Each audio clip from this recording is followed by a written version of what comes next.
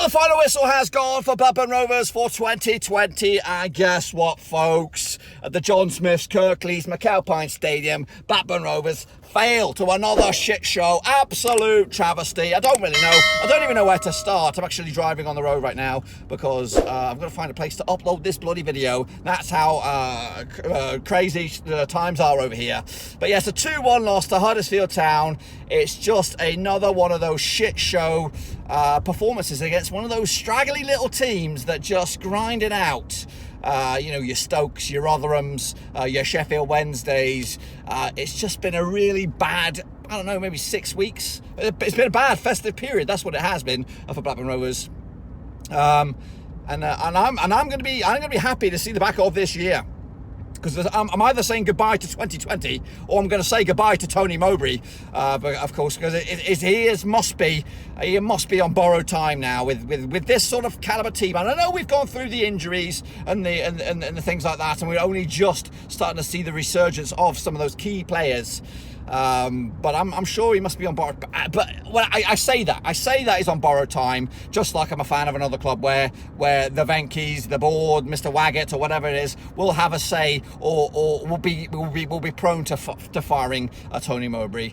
I know he's done wonders so far, getting us where he is, and he's probably, it's going to take something drastic for the board to go there.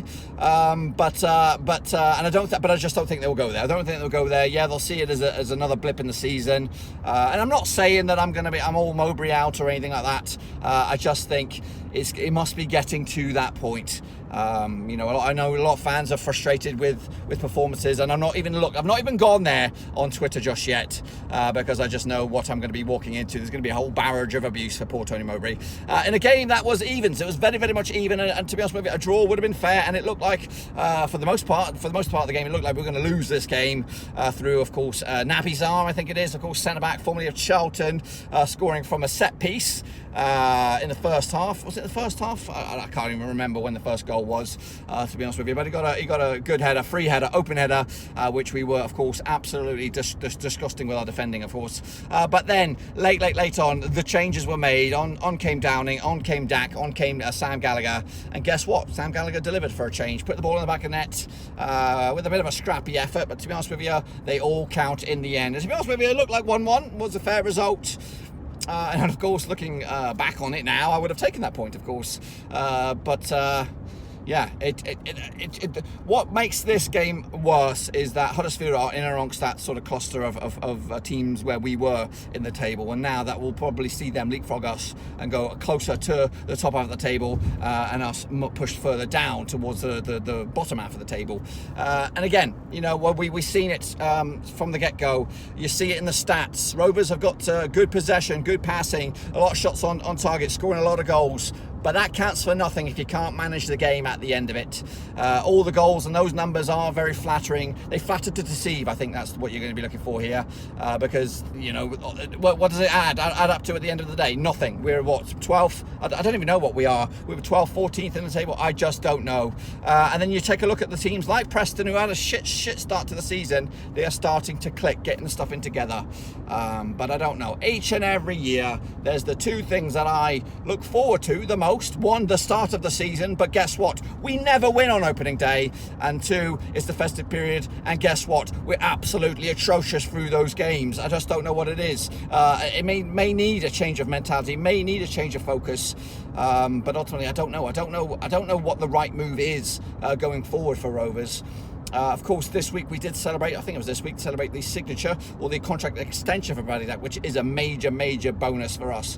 But we need, I think, moving forward into January, we'll need to get those things addressed and try and give the fans the belief that the future is bright, no matter who's in charge. You know what I mean? Like Tony Mowbray, yes, he's done wonders for us. The sun is in my face, and I'm barely being able to see what's going on ahead of me.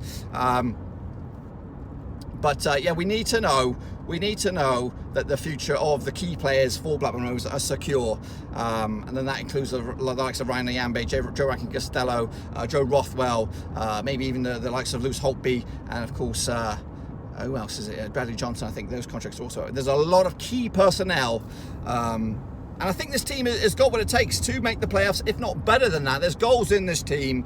And I think if they're playing it all fit and raring to go, then we could be up there. We could be up there, but ultimately, no. But let's go back to this game, of course. The final sting in the tail. Rovers level, of course, 1-1. Gallagher gave us belief that we could get something out of this, even more than a point. But it was the same man, centre-back, extraordinaire, scoring what all strikers would love to score. A beautiful solo goal in the area and beat Kaminsky with a rifle into the top corner. It was a good goal. It was a very good goal. But Rovers, unfortunately, yeah, we were a bit bland yet again. And that's the story that matters. That's the key takeaway for me. We were bland today, bland this back end of this calendar year. It's been a shit December. It's probably been a shit November, if I'm completely honest with you. And I don't know when things are going to turn around.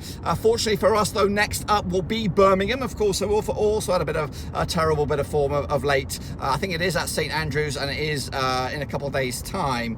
I think it's on the 2nd of January. So we'll be in 2021. It'll be our first game of the season. But there are some rumblings potentially that Birmingham may replace their manager, and guess what? That always brings a new flipping manager bounce. Well, that's pretty much it, folks. I gotta stop right there. That's my Insta vibe. My Insta vibe is kind of I'm a bit upset with this one because we performed. I think we set the benchmark, or you know, the standard was set so high with the wins against Derby, Coventry, Preston as well. But a lot of those games were against 10 men. We got to understand that, and of course against Wycombe and Wanderers as well. And yeah, they're all nice little impressions on the calendar of the season. But there's been more shit show performances than there have been standout displays by Blackburn Rovers this season. So, you know, we can't start looking back at those anymore. We've got to start looking at what's on the paper. And on the paper right now, since, I don't know, the Millwall game where we scraped a 2-1 result against them, we've been absolutely diabolical. Even though there's been some positive results in there, Rotherham as well, Barnsley alongside those as well, a couple of draws to boot. But ultimately, our performance, our standard, has been below par. So we need to sort that out. Anyway, a little bit later on, I'll have a detailed review of this match. Of course, we're here from the fans, we're here from the gaffer. Of course, we'll give you my match ratings as well. But until then, though, be sure to give the video some love and smash that thumbs up, smash subscribe, and I'll see you all very, very soon. And if not, I'll see you in 2021.